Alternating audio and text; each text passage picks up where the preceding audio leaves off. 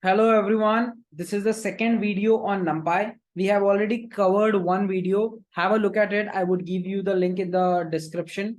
Okay, and thanks again once more. Roshni has collected this question for all of us. So let's get started here. This is our question. Print max from x is 0 and min from x is 1 from the following 2D array. That's really very cool. Let's try this.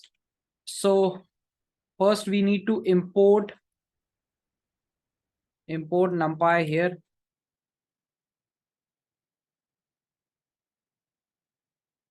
And then I'm going to write this sample array, and this sample array I would print it. So yes, we want to make it to numpy. So see, we got this. Now we want max from x is 0 and min from x is 1. It is very simple.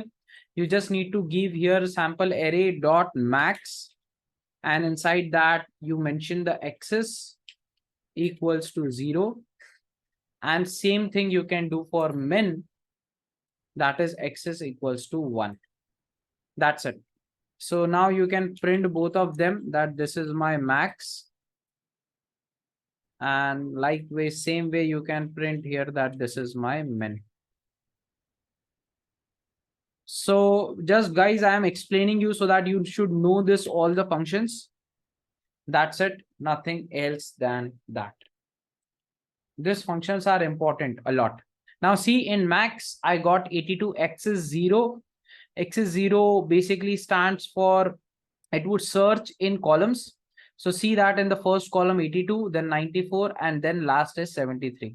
Then x is equals to 1, this stands for column, and x is equals to 1 stands for rows. Remember, in pandas this get opposite.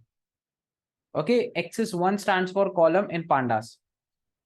So you can see that row in this, which is the highest, the minimum 34, then 12 here, and then the minimum is 53. So row minimum from x is 1.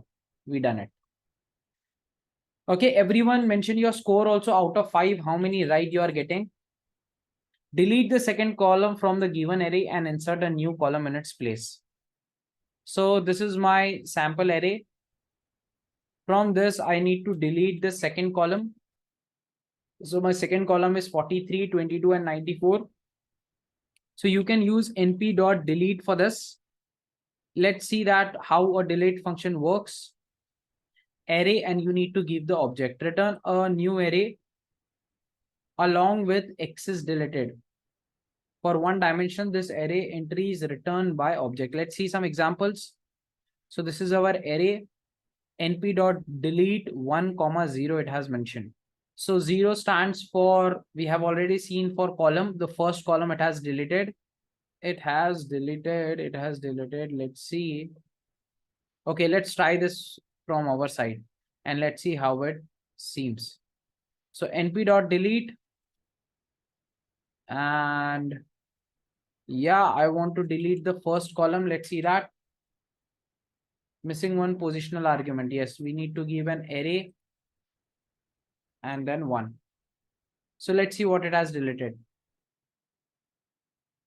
82, 22, 12, 53. So guys, my old video got, yeah. So let me see what it has deleted. Just a second. Yeah, let's try to do it in this way. Directly give the x's here and let's see what we are getting instead of getting confused. Oh, perfect. It got deleted. So 34, 82, and 53, 73, 12, and 66. So we have deleted it. Let's store that in a new array. Okay, let's say temporary array. And in this temporary array, we need to add a new column. Let's try to add that. So new column is this. And in our temporary column, I would just use here np.insert. Okay, let's see how it works. Array, object, and value. So very good. So my array is temporary. Okay, then I want at first place, that is my thing. My new column is my new value, and my axis is equals to 1. So 10, 10, 10 is added at the second place. Perfectly, it is done. Let's try that. Can we do it more simplified way? Let's try that. Can it do more simplified way? So I would just use our normal sample array. Would say I want all the rows, but only the first column, that is 43, 22, and 94. And I would replace this with, let's try to replace this with our new column, and let's see how it works. So it says that numpy is not defined. Yes, it would say that. Okay, it has done. Let's see that whether our sample array is exactly done. Yes, see. So you can do in this very simple way also. Instead of using the function delete and insert, but to show you, I have shown you, you can just you can directly do the replacement also. But based on the questions need, I have done it. Now, let's see the 8th question here. Generate a 1D array of random integers. Each integer should be random integers, and each integer should be 30 to 40 inclusive it is, and sample of desired output. So this is very simple. We have already seen that. np dot random dot rand int, and we mention here 30, and now it says 40 inclusive, so I would write here 41, and I would mention the shape I want is 10. So I got a 1D array of 10 random integers, 1, 2, 3, 4, 5, 6, 7, 8, 9, 10, between 10 to 30 to 40. This 10 is the shape of my array. Now, if I make it 10 cross 1, so it would become a 2D array. Okay, because see, there are two shapes, 10 and 1. So to remove that, I have removed this and it becomes 1D array. That's it, as simple as that. So this syntax or this syntax, both would give you the same results. Exactly same results. Okay, but this is called as rank matrix. You would understand that in more detail afterwards. Okay, but they would look very similar. Okay, let's see the 9th question now. Write a NumPy program to convert centigrades to Fahrenheit. Very good. I want to convert centigrades to Fahrenheit. Now see how simple it is. Really very simple. So I would just search here. First of all, I don't remember the formula to convert centigrades to Fahrenheit. So here is the formula for me. I would take that. And now see how simple it becomes. So I would just write here this complete formula. 0 degree Celsius. So instead of Celsius, I would give here my array. So this is my sample array. I would give that.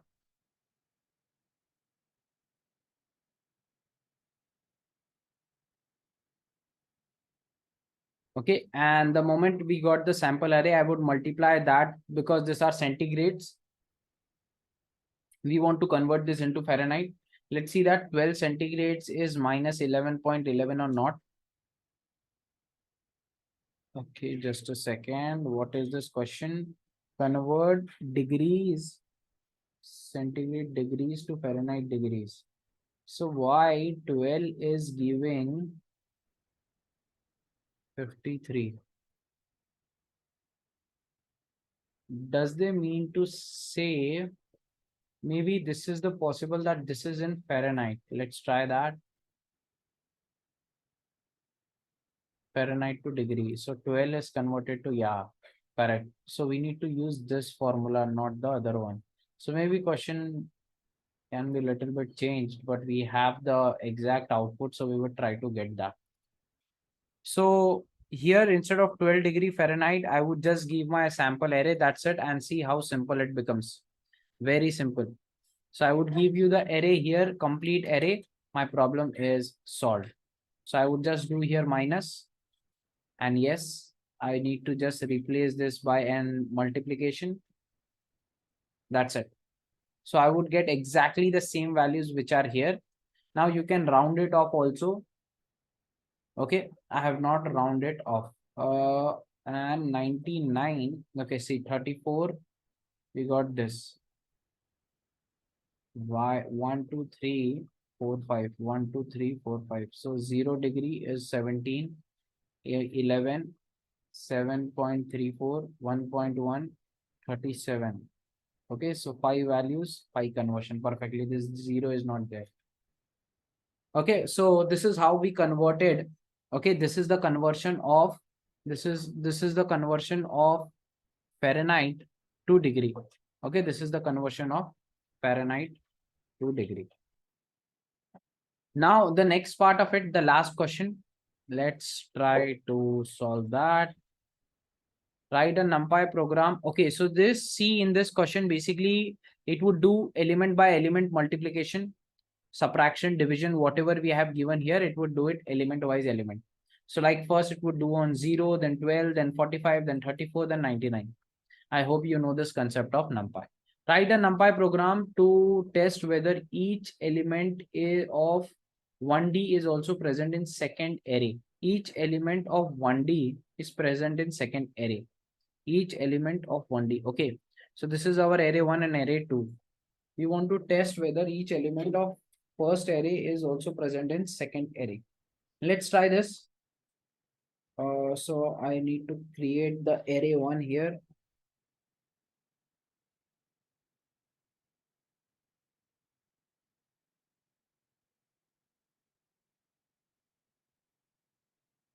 So this is my first array. This is my array 2. Okay, I want to see if my first array, all elements are present inside second array. So array 1 dot is in NumPy array has no attribute is in. So there is some function which is all in. There is no function with is. Let's try in. Okay, so let's say I'm not able to find that item size, min, n bytes, partition. Okay, swap case, to list, view, item, flat, fill, as type, argument, r partition, copy, comes some. Let me just see. I'm at get filled, platinum, item size. You can do and you can write using for loop. Okay, I can immediately solve this using for loop. But because this is NumPy, we don't need for loop. See, here also we didn't use a single for loop. So that is the reason I'm trying to see which function I can quickly apply here. End dimension, partition, and reverse shape, size, was 2 bytes to string transpose view. Set failed. Let me just check. Just give me a second. Okay, I cannot see any specific function for array here. Okay, let's try to see a function in np dot. Is there any function for it? In this also, let's see is function anything is there? Is in. Yeah, is in is there here. Let's try this. Let's read about it. Element and test elements. So my element here is array 1 and I want to see whether it is present in array 2. Very cool. Now see how easy immediately we got that. 0 is not, 0 is present and 40 is present. So we got that true for it. Perfect. Isin is the function for it. Okay, there is one more function I remember in 1D. Okay, that also gives you the same result, exactly the same, but it is specifically for 1D array. 1D is only for 1D array because it is mentioned here 1D array. So that is the reason 1D can also be used. But isn't there is no as such rule here.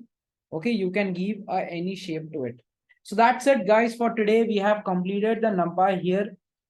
10 questions. I would be bringing more NumPy questions, more pandas question, complete playlist for interview preparation. So if you are really liking it, do subscribe it. If you are not liking it, please mention in comments what you do not like. Thanks once again for Roshni for creating this question. We will meet in the next video. Till then, keep smiling, keep smiling, keep smiling. Bye-bye, everyone.